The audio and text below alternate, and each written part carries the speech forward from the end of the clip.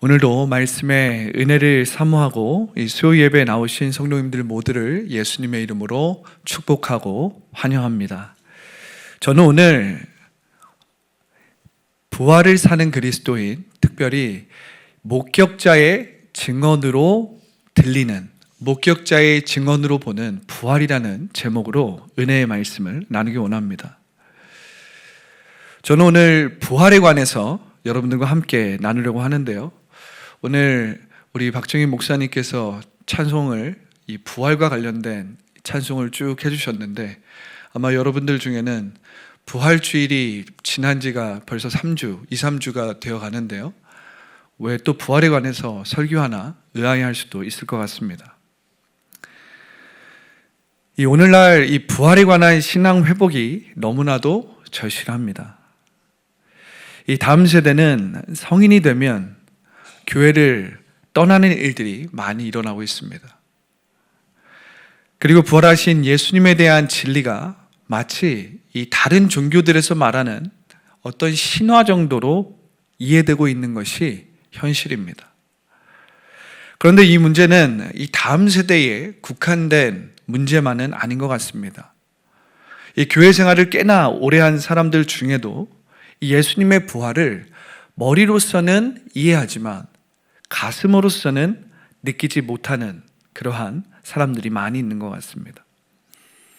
심지어는 이 신학자들 중에서 이 예수님의 부활을 실제 사건이 아닌 어떤 신앙적인, 어떤 심리적인 사건으로만 인정하는 주장을 펼치기도 합니다. 그러한 사람으로 대표적인 예가 이 루돌프 불트만이라는 신학자입니다. 제가 잠깐 이 신학자의 주장에 대해서 잠깐 나누면, 이 불트만이라는 신학자는요, 예수님의 부활을 이 역사적인 사실로 믿지 않았습니다. 무슨 말이냐면, 예수님의 부활이 이 시간과 공간에서 일어난 역사적인 사건이라고 믿지 않았다라는 거예요. 다만 이 부활 사건, 제자들이 복음서에 기록한 부활 사건은 마치 그들의 신앙 안에서 이루어진, 그들의 신앙 안에서 깨달음으로 이루어진 어떤 사건으로서 보았다라는 거예요. 이 불트만과 같은 신학자들은 예수님의 육체 부활이나 빈 무덤 이야기를 이 1세기의 신화적 세계관에서 나온 것으로 보았고요. 예수님의 부활은 일종의 신앙 안에서 일어난 어떤 신비한 체험 정도로 여겼습니다. 이런 신학자들에게 부활의 의미는 제자들의 실존적인 변화와 이 신앙의 시작으로만 설명될 뿐, 예수님의 육체적 부활은 역사적 사실로 간주되지 않았어요. 여러분, 얼마나 그럴듯합니까? 이 나름 지식을 쌓은 사람들에게는 이 굉장히 매력적으로 느껴지는 제안이 아닐 수 없습니다. 이 부활이 물리적인 육신의 되살아남이 아니라 십자가에 달린 예수님이 오늘 나에게 새로운 삶의 기회로서 다가오는 체험, 아니면 깨달음 정도로 믿는 것이죠. 그러나 불트만은 한 가지 실수를 했는데요. 그것은 제자들이 불트만이 생각하는 것처럼 어떤 철학이나 어떤 실존주의자들이 아니었다는 사실이에요. 예수님의 부활을 증거하고 기록한 제자들은요, 철학의 철자도 몰랐고 실존주의의 실존이라는 의미가 무엇인지도 몰랐던 사람들입니다. 그들은 어떤 인생에 있어서 자신의 존재의 의미를 철학적으로 혹은 실존적으로 사고했던 사람들이 아니었어요.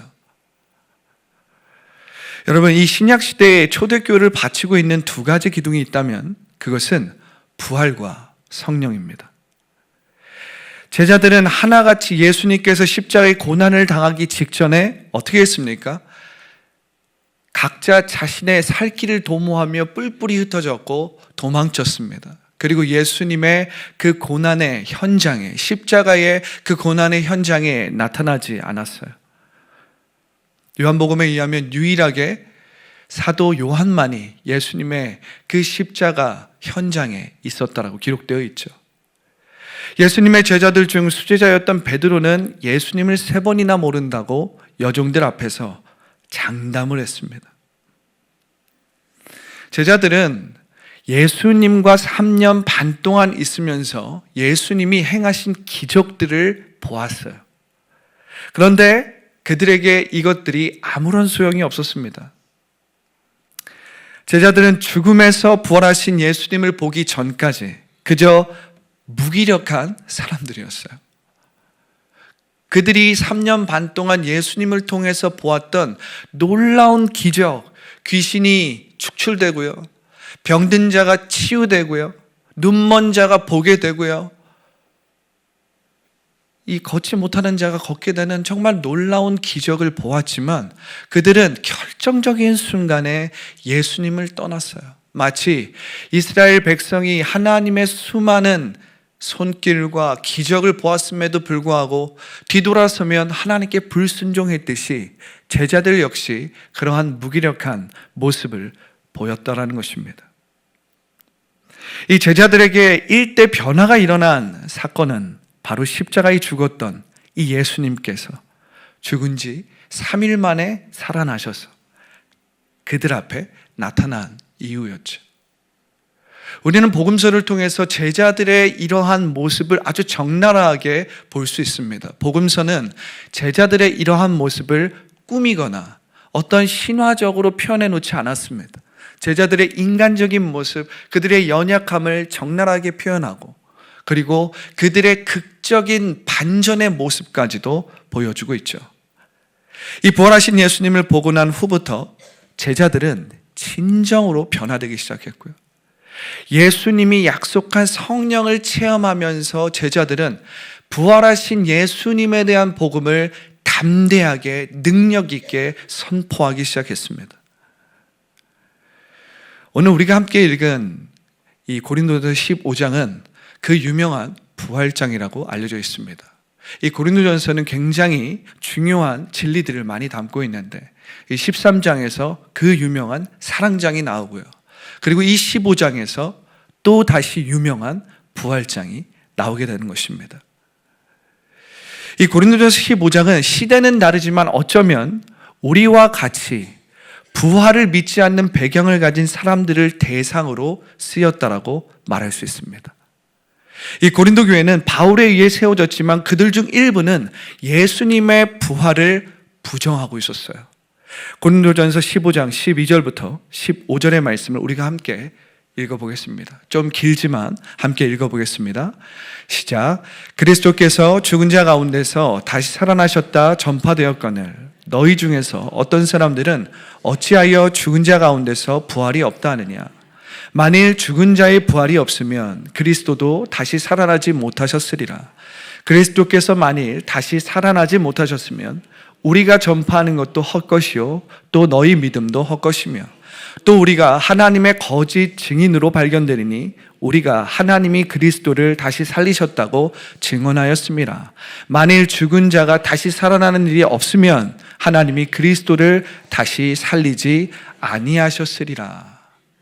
아멘. 바울은 이 고린도 교회에 이 편지를 보낼 때 서두에 그들을 하나님의 교회요 그리스도 예수 안에서 거룩하게 된 성도라고 부릅니다. 그런데 그들 가운데 어떤 사람들은 이 예수님의 부활을 부정했어요. 분명 사도 바울은 고린도 교회에게 이 편지를 보낼 때 서두에 너희들은 하나님의 거룩한 성도다, 너희들은 하나님의 교회다라고 이야기했는데 그들 중에는 예수님의 부활을 부정하는 사람들이 있었다라는 거예요.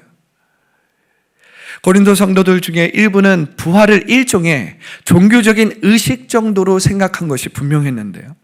그들은 세례를 받을 때 그들의 영이 하늘로 옮겨진다라고 믿어 이미 그들의 삶의 부활이 지나갔다라고 여겼습니다. 이것은 대단히 헬라적인 문화에서 육과 영을 나눠 놓은 이분법적인 생각이었어요. 육은 악한 것이고 영은 선한 것이다. 육은 우리의 영을 그냥 가둬놓고 있는 감옥이다. 이러한 헬라적인 문화에서 예수님의 부활을 이해한 결과였습니다. 그러나 이는 부활에 관한 완전히 잘못된 생각이었어요. 예수님의 부활은 영의 부활이 아니었어요. 그냥 예수님은 아무런 형체도 없고 실체도 없는 그냥 영으로서 부활하셔서 제자들의 상상 가운데 나타났던 것이 아니라 예수님의 부활은 육체의 부활이었다라는 거예요.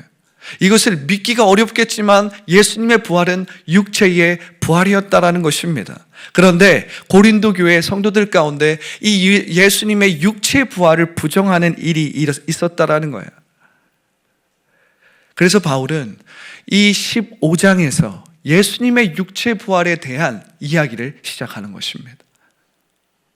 바울은 예수 그리스도의 부활에 대한 증언으로 예수님의 육체 부활을 확증하고 있어요.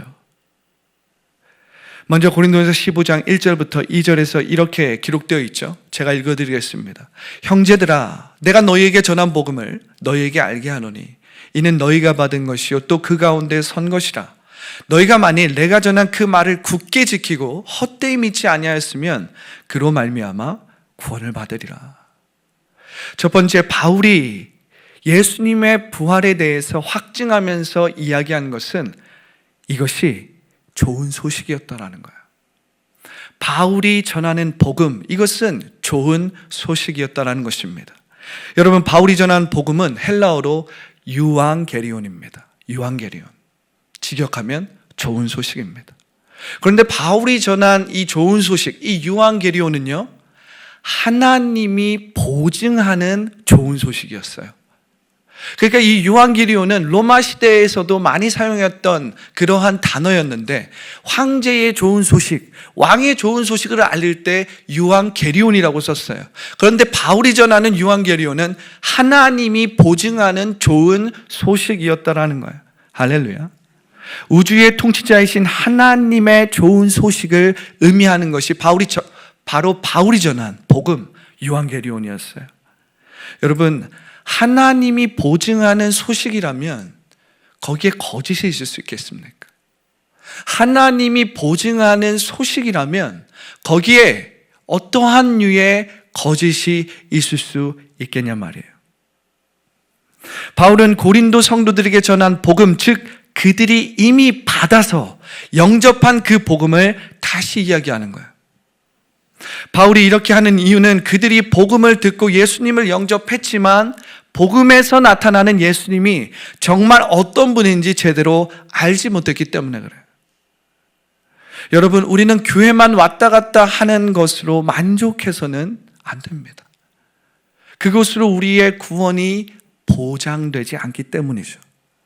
우리는 성경 말씀을 지식으로 배우는데 그쳐서는 결코 진정한 그리스도인, 하나님께서 말씀하시는 성공하고 행복한 그리스도인이 될 수 없습니다. 우리의 목표는 그 이상이어야 하는데, 그 목표는 예수님을 인격적으로 만나는 것이고, 예수님을 머리가 아닌 가슴으로 느껴야 하는 것이고, 예수님으로 인해 기뻐하는 것입니다. 할렐루야. 여러분들은 이 복음을 얼마나 소중하게 붙들고 있습니까? 여러분들은 얼마나 이 복음을 소중하게 붙들고 있어요? 여러분은 복음을 헛되이 믿지 않고 정말 말씀이 그러한지 상고하고 있습니까? 여러분 이렇게 한번 생각해 보세요. 이 말씀이 그냥 어떤 기독교의 종교적인 목적을 위해서 기록된 것이 아니라 정말 진실되고 정말 거짓을 무서워하고 두려워하는 사람이 기록했다고 한번 생각해 보세요. 이 성경은 하나님의 성령의 감동에 의해서 쓰여졌다라는 말은 무슨 말이냐면, 이 말씀이 그냥 종교적인 목적이나 어떤 기독교의 교리적인 교리들을 세워놓기 위해 이렇게 쓰여진 말씀이 아니라 거짓이 없고 거짓말을 두려워하고 세상 가운데서 어떤 허튼 말을 두려워하는 사람이 정말 진실되게 펜을 꾹꾹 눌러가면서 썼다라고 한번 여러분 생각해 보세요. 성령의 감동으로 쓰여졌다라는 말은 바로 그러한 말입니다. 거짓을 두려워하고 거짓말을 두려워하고 그러한 마음으로, 그러한 정신으로 쓰여졌다라는 말이에요. 여러분, 우리가 복음의 능력을 알지 못하는 이유는요, 이 복음이 얼마나 우리에게 소중하고 진실한지를 놓치고 있기 때문입니다. 우리가 복음의 능력을 알지 못하는 또 다른 이유는 복음을 되는 대로 믿기 때문이죠. 여러분, 복음은 코에 걸면 코걸이가 되고 귀에 걸면 귀걸이가 되는 그러한 내용이 아닙니다. 복음은 하나님이 보증하시는, 또한 하나님이 써놓으신 좋은 소식이라는 거예요. 하나님이 보증자가 되어 주신다라는 것입니다. 여러분, 우리가 이것을 너무나도 잘 알고 있지만 이것을 한번 곱씹어서 상고해 보면요, 하나님의 말씀이 너무 소중하게 느껴지는 것이죠. 아, 이거 하나님이 보증하신 거구나. 아, 이거 우리가 머리로 아는 것이 아니라 하나님이 우리들을 위해서 그분의 이름을 걸고 보증하신 것이 하나님의 말씀이구나. 여러분, 하나님의 좋은 소식이라면 그것이 얼마나 좋은 소식이겠어요. 우리가 이 좋은 소식을 깨닫기 시작하면 우리의 문제와 어려움은 작아지게 되고 하나님의 말씀이 우리의 눈에 커지게 되는 것입니다. 그런데 우리가 다른 곳에 하늘을 팔고 다른 것에 마음과 생각을 빼앗기면요, 하나님의 좋은 소식으로 인해 기뻐할 수 없게 되는 것이죠. 고린도 교회의 성도들의 관심은 복음의 주인이신 예수님이 아니라 이 가시적으로 나타나는 신령한 은사에 있었기 때문에 이 복음의 능력과 기쁨을 알지 못했어요. 그렇다면 복음의 능력과 기쁨은 어디에서 나옵니까? 이 복음의 능력과 기쁨은 어디에서 나와요? 두 번째 포인트입니다. 바로 어제나 오늘이나 영원토록 동일하신 예수 그리스도를 통해 나온다라는 거예요. 할렐루야. 여러분, 복음의 능력과 기쁨은 어제나 과거의 구약에서나, 구약에도 이미 계셨고, 오늘이나 영원토록 동일하신 그 예수님을 통해서 나온다라는 거예요. 사도 바울은 본격적으로 예수님에 대한, 이 부활하신 예수님에 대한 부활을 확증합니다. 고린도전서 15장 3절부터 5절입니다. 우리 함께 읽어보겠습니다. 내가 받은 것을 먼저 너희에게 전하였노니 이는 성경대로 그리스도께서 우리 죄를 위하여 죽으시고 장사 지낸 바 되셨다가 성경대로 사흘 만에 다시 살아나사 게바에게 보이시고 후에 12제자에게 와. 사도 바울은 본격적으로 예수님의 부활에 대한 그 증거를, 여러분, 제가 오늘 굉장히 강조하고 싶은 포인트가 있는데요, 목격자들의 증언으로 강조하고 있어요. 목격자들의 증언으로 강조하고 있어요. 그냥 예수님에 대한 어떤 복음을 누군가가 그냥 들어서 소문으로 쓴 것이 아니고, 어떤 사람이 그냥 예수님에 대해서 철학적으로 어떤 실존적으로 의미를 적어 놓은 것이 아니라 목격자들의 증언을 기반으로 썼다라는 거예요. 그리고 사도 바울은 그것을 이야기해냅니다. 사도 바울은 먼저 구원의 소식의 한 요약을 인용합니다. 여러분, 이 진술은 사도 바울이 만든 진술이 아니에요. 바울이 바로 초대교회를 통해서 받은 일종의 교회의 신조였어요. 바울은 이것이 가장 우선시되는 중요한 것이라고 말합니다. First importance, 이렇게 영어로 기록되어 있는데 바울은 이것이 가장 중요한 것이라고 이야기하고 있어요. 바울은 아마도 이 신조를 안디옥 교회나 혹은 예루살렘 교회에서 전수를 받아서 이 고린도 교회를 세울 때 사용했던 것 같습니다. 이 신조의 내용은 두 가지 중요한 사실을 선포하고 있는데요. 첫 번째는 그리스도께서 우리 죄를 위하여 죽으신 것. 두 번째는 그리스도께서 사흘 만에 다시 살아나셨다는 것입니다. 이 내용 앞뒤로 성경대로라는 수식어가 붙어 있습니다. 예수님은 갑자기 십자가에 달려 돌아가신 것이 아니라 말씀대로 죽으셨다라는 거예요. 창세기 3장 15절에 보면 아주 원시적인 복음, 원복음이 나오는데요. 제가 읽어드리겠습니다. 내가 너로 여자와 원수가 되게 하고 내 후손도 여자의 후손과 원수가 되게 하리니 여자의 후손은 내 머리를 상하게 할 것이요 너는 그의 발꿈치를 상하게 할 것이니라 하고, 이것이 창세기에 나온 예수님에 대한 원복음입니다. 이뿐만 아니라 우리가 다른 본문들도 찾아볼 수 있지만 우리가 선택과 집중을 하기 위해서 이사야 53장 5절부터 6절을 볼 텐데요. 제가 읽어드리겠습니다. 이사야는 예수님이 이 땅 가운데 나타나기 600년 전의 선지자였어요. 그는 마치 복음서를 생각하게 만드는 이러한 진술을 하는데요. 그가 찔림은 우리의 허물 때문이요 그가 상함은 우리의 죄악 때문이라. 그가 징계를 받음으로 우리가 평안을 누리고 그가 채찍에 맞음으로 우리는 나음을 받았도다. 사도 베드로도 이 말씀을 자신의 서신에 인용하죠. 그러면서 이사야 53장 6절 이렇게 기록되어 있죠. 우리는 다 양 같아서 그릇 행하여 각기 제갈 길로 갔거늘 여호와께서는 우리의 모든 죄악을 그에게 담당시키셨도다. 여러분, 우리는 이 말씀을 통해 예수님의 십자가를 생각하게 되죠. 유대인들은 이 말씀을 통해서 메시아를 떠올리지 않았어요. 왜냐하면 유대인들에게 있어서 메시아는 다스리는 자였어요.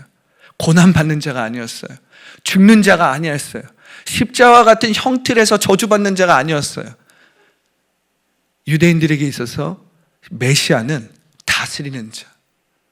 그러나 우리가 예수님을 통해 볼 수 있는 것은 이 구약 성경을 통해서 예수님의 고난이 이미 예견되어 있었다라는 거예요.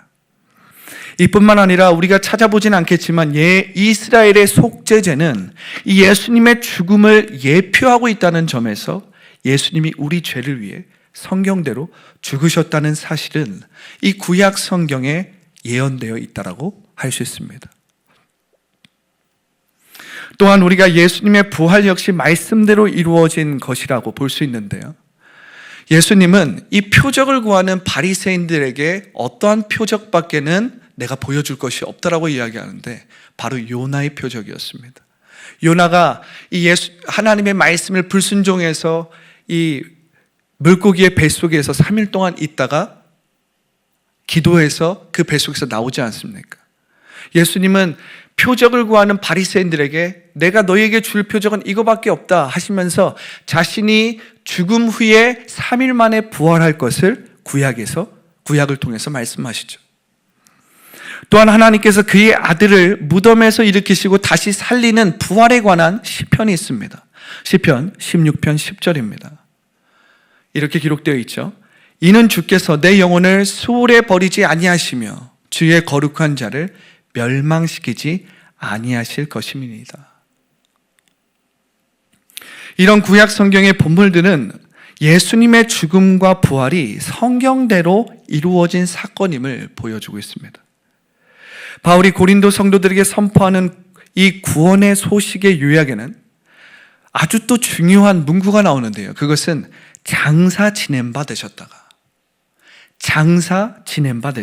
라는 문구가 더해져 있어요. 이는 예수 그리스도의 죽음을 확증하는 문구였어요. 예수님은 십자가를 지시고 피를 너무 많이 흘려서 기절해 있다가 많은 이 모략과 이 침향에 의해서 갑자기 깨어난 것이 아닙니다.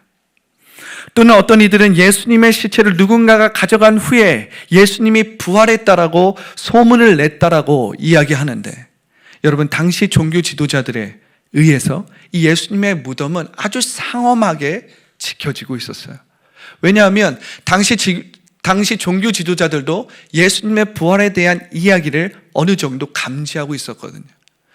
그들의 제자들이 와서 예수님의 시체를 가져다가 예수님의 부활을 선포할 줄 알고 종교 지도자들은 먼저 아주 상엄하게 병사들을 시켜서 예수님의 무덤을 지키게 했어요. 이 장사 지낸 바 되셨다라는 이 문구는 예수님의 완전한 죽음을 가리킵니다. 예수님은 육체적으로 완전히 죽으셨다라는 거예요. 이 예수님의 죽음의 사실성은 이 그의 장사에서 확인할 수 있고 그의 부활의 현실성, 이 그의 부활의 사실성과 현실성은 이 부활의 증인들의 눈앞에서 예수님이 나타나신 사건으로 입증되었습니다. 고린도전서 15장 6절부터 8절을 함께 읽어보겠습니다. 자, 시작. 그 후에 500여 형제에게 이 시에 보이셨나니 그 중에 지금까지 대다수는 살아있고 어떤 사람은 잠들었으며 그 후에 야고보에게 보이셨으며 그 후에 모든 사도에게와 맨 나중에 만삭되지 못하여 난 자 같은 내게도 보이셨느니라.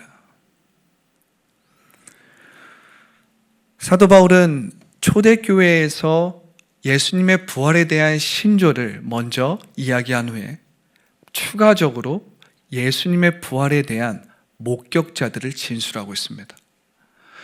이것은 마치 이러한 것과 같아요. 사도 바울이 마치 고린도 성도들에게 이렇게 이야기하는 것 같아요. 봐라, 예수님의 부활하신 예수님 목격한 사람은 게바, 베드로야. 너네 베드로의 이야기를 알지 않니? 예수님의 부활을 목격한 사람은 12사도들이야. 봐라, 너 12사도들의 이야기를 알지 않니? 그 중에 특별히 도마라는 사람은 예수님의 부활을 다 목격했다라고 하는데 도마만은 어떻게 이야기했습니까? 너네들이 예수님을 너무 그리워한 나머지 혹은 여자들이 너무 감정적으로 예수님을 그리워하고 예수님을 보고 싶어 하니까 그들이 환영을 본 거야. 그들이 어떤 그냥 그 마음이 너무나도 감정적이 돼서 그들이 환상을 본 거야. 너희들이 아무리 예수님이 살아나셨다라고 말을 해도 나는 예수님의 못자국 난 손을 만지기 전까지, 예수님의 옆구리에 내 손을 넣어보기 전까지는 믿을 수 없어. 12제자 중에 도마는 그렇게 이야기했거든요. 그래서 도마를 뭐라고 합니까? 의심 많은 도마라고 하지 않습니까? 그런데 그 고백이 있고 난 후 예수님은 부활하신 그 육체로 부활하신 모습으로 도마 앞에 나타나시죠.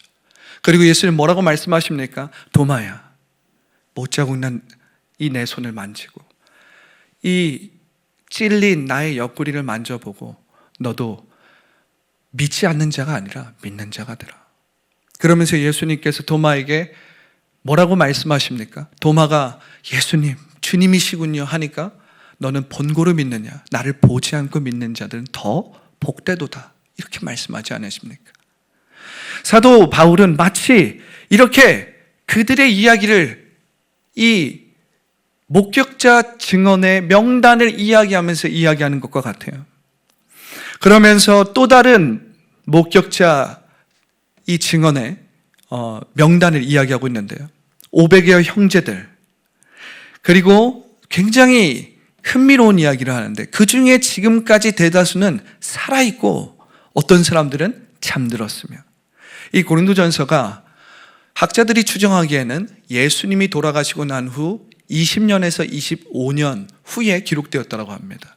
그렇다면 예수님의 부활을 목격한 사람들 중에 당연히 살아있는 사람들도 분명히 있었다라는 것을 우리가 생각해 볼 수가 있죠. 고린도서 15장 6절에서 대다수는 살아있고라는 이 말씀을 통해서 우리가 확인할 수 있는 것은 무엇이냐면, 지금 사도 바울은 너희가 정말 확인하고 싶다면, 너희가 정말 실제로 확인하고 싶다면 예수님의 부활을 목격한 그 목격자들을 너희가 찾아가서 들을 수 있다.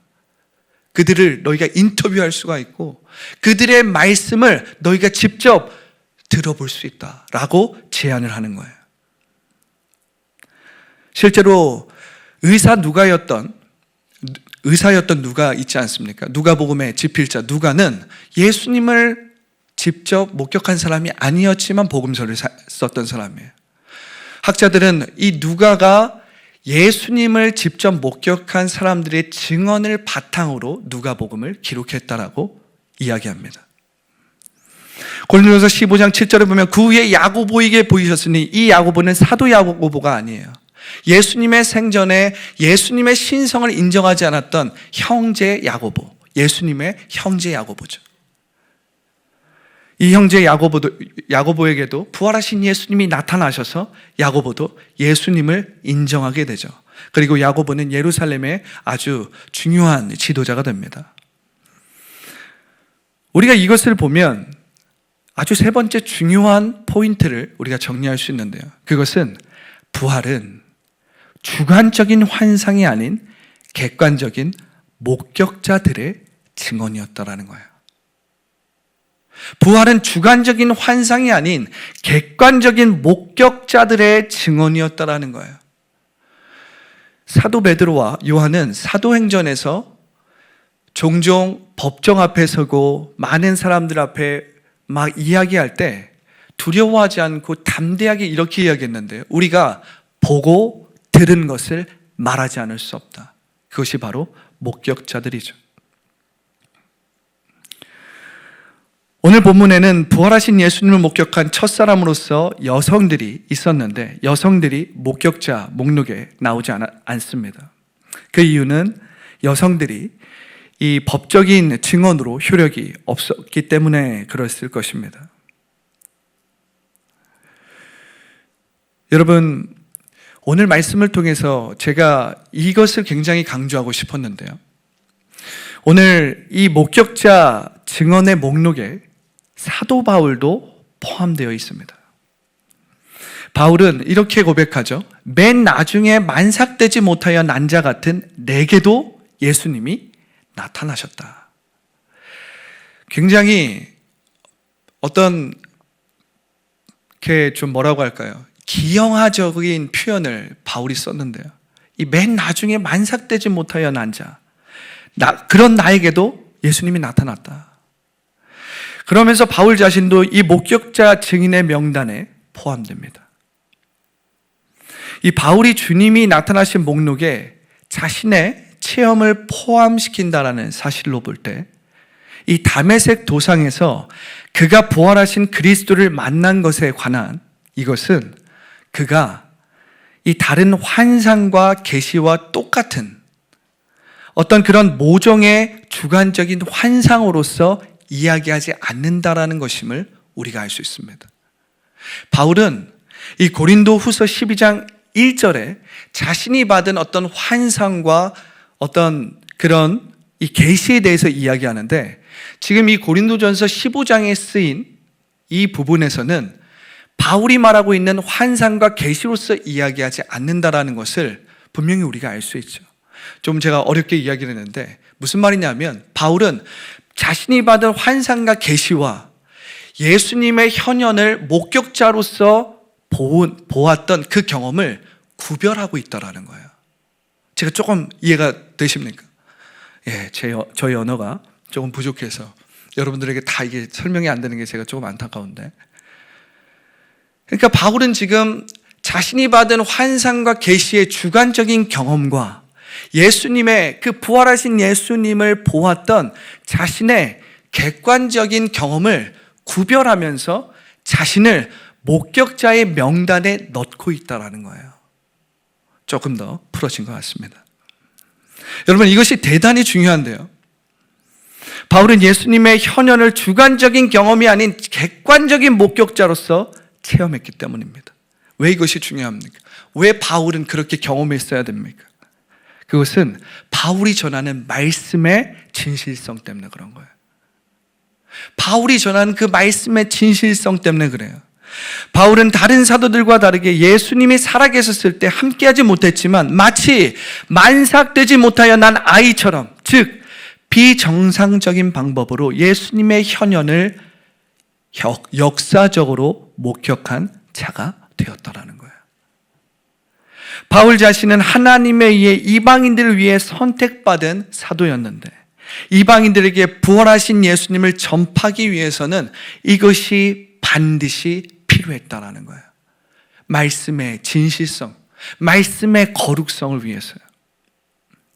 이 초대교회의 첫 시작이 목격자 증언에 의해서 세워졌듯이 바울 역시 실제로 예수님을 보았기 때문에 유대의 변절자의 오명을 받으면서까지, 유대의 변절자의 오명을 받으면서까지 사도가 된 것입니다.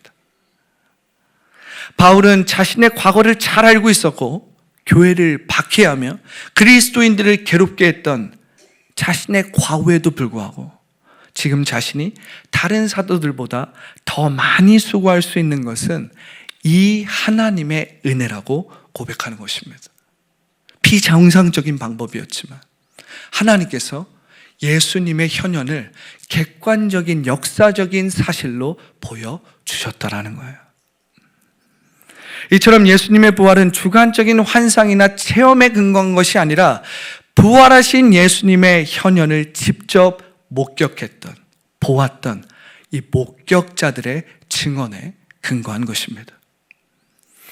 이러한 맥락에서 부활은 역사적으로 일어난 사건이고, 부활을 연구하면 연구할수록 이것은 이 뜬구름을 잡는 비현실적인 이야기가 아니라 목격자들에 의한 객관적인 사건임을 알게 된다는 거예요.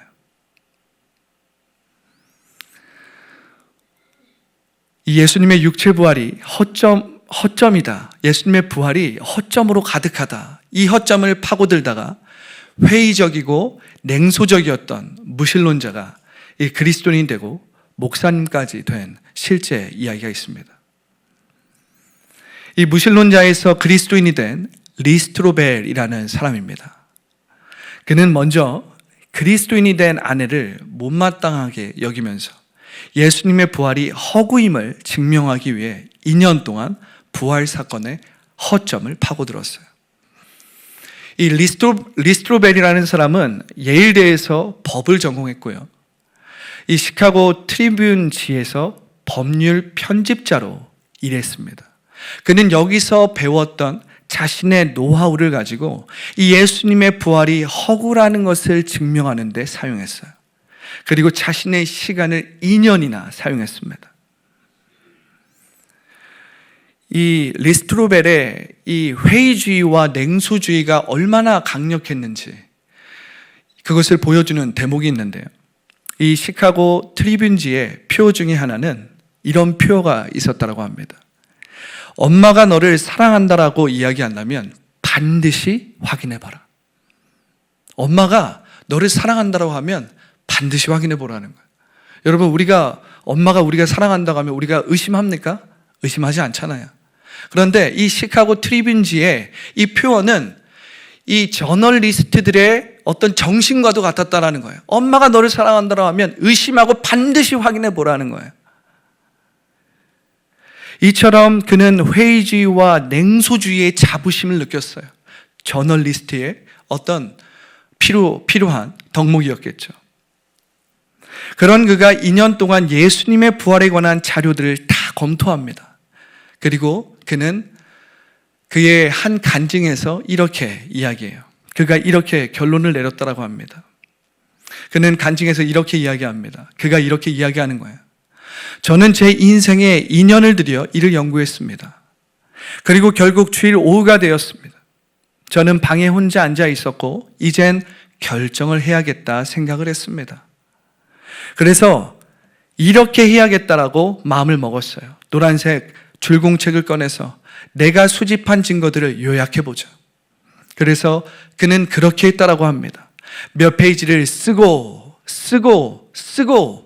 또 쓰기 시작했어요. 그리고 그는 이렇게 이야기했습니다. 결국에 제 펜을 내려놓았어요. 그리고 저는 이렇게 결론 내릴 수밖에 없었습니다. 기독교가 진리라는 것을 강력히 증거하는 산더미 같은 증거의 빛 가운데서 저는 제 무신론을 유지하려면 그리스도인이 되는 것보다 더 큰 믿음이 필요함을 깨달았습니다. 제 무신론을 유지하려면 그리스도인이 되는 것보다 더 큰 믿음이 필요함을 깨달았다라는 거예요. 그리고 여기서 끝나지 않고요. 이 리스트로벨은 이렇게 결단을 내리고 순간 허무함을 느꼈대요. 이게 단가? 지금 2년 동안 예수님의 부활이 허점이라는 것을 증명하기 위해서 수많은 자료들을 모으고 수많은 전문가들, 의사며 심리학자며 수많은 사람들을 만났는데 이게 전부인가? 마음의 허무함이 밀려왔다라는 거예요. 그 순간 그의 친구가 그에게 준 말씀이 떠올랐다는 거예요. 요한복음 1장 12절이었습니다. 영접하는 자, 곧 그 이름을 믿는 자들에게는 하나님의 자녀가 되는 권세를 주셨으니. 그는 그 자리에서 그 말씀을 의지하고 예수님을 영접하고 그렇게 핍박했던 자신의 아내에게 내가 회심했다라고 이야기했다라고 합니다. 사랑하는 성도 여러분, 오늘 저는 여러분들에게 이 부활에 대한 설교적 메시지보다는 이 부활 사건 자체를 주목하면서 이 부활 사건이 단순히 주관적인 환상이나 계시가 아니라 목격자들의 증언에 의한 이 객관적인 사건이었음을 알려드리고자 했습니다. 당연히 저의 이 설교가 그것을 증명하고 주장하기에 아직 시간이 부족합니다, 사실. 이거에 대해서는 수많은 복음주의 학자들이 연구해 오고 있고요. 또한 제가 방금 나눠드린 이 간증적인 유화에서 알 수 있듯이 우리는 예수님의 부활에 대한 자료를 연구하고 예수님의 부활의 증거를 수집하여 기독교를 변증할 수는 있지만 결국 결정적인 순간은 지식이 아니라, 결정적인 순간은 자료가 아니라 이 진리의 말씀이 성령을 통해 조명되어질 때라는 것을 알 수가 있습니다. 아무리 많은 자료들, 아무리 많은 방대한 지식들을 내가 채워도 내가 예수님을 영접하여서 믿지 않으면 아무런 의미도 능력도 없다라는 거예요. 여러분, 불신의 의지를 가진 사람은 어떤 증거를 내놔도요, 끝까지 믿기를 거부합니다. 어느 정도까지만 변증적인 기독교의 진리들은 적용될 수가 있는 것이죠. 그렇기에 이 성령님의 역사를 통해 예수님이 드러나야만 합니다. 이 성령님을 통해 예수님이 나타나야만 하는 거예요. 그때 우리는 예수님이 도마에게 말씀하신 보지 않고 믿는 믿음으로 예수님을 사랑하게 되고 신뢰하게 되고 그분으로 온전히 기뻐하게 되는 것이죠. 할렐루야. 저는 오늘 간절히 기도합니다. 성령님이 여러분의 삶에 예수님을 나타내셔서 이 보지 않고 믿는 믿음으로 충만하시기를. 그래서 오늘 베드로전서 1장 8절부터 9절에 나왔던 이 예수님을 보지 않고 믿었던 그 믿음으로 인한 기쁨과 사랑과 감사가 여러분들의 삶에 넘치기를 간절히 기도하는 것입니다. 오늘 베드로전서 1장 8절부터 9절의 말씀을 읽고 제가 말씀을 마무리합니다. 제가 읽어드리겠습니다. 예수를 너희가 보지 못하였으나 사랑하는도다. 이제도 보지 못하나 믿고 말할 수 없는 영광스러운 즐거움으로 기뻐하니 믿음의 결국 곧 영혼의 구원을 받음이라. 우리 함께 찬양하면서 기도하겠습니다.